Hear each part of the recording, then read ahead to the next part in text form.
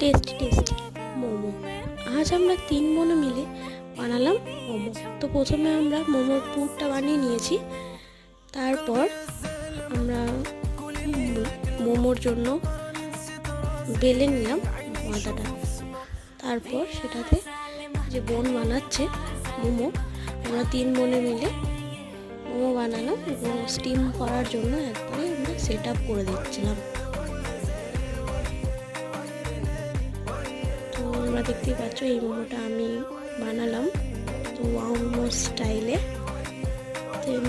আমরা অনেক রকমের অনেকে মোমো বানিয়েছি, এরকম মোমো হয়তো তোমরা দেখোনি, পিঠের মতো দেখতেও কোনো কোনো মোমো আছে। তো আমরা 3 বোনে মিলে এক্সপেরিমেন্ট করছিলাম।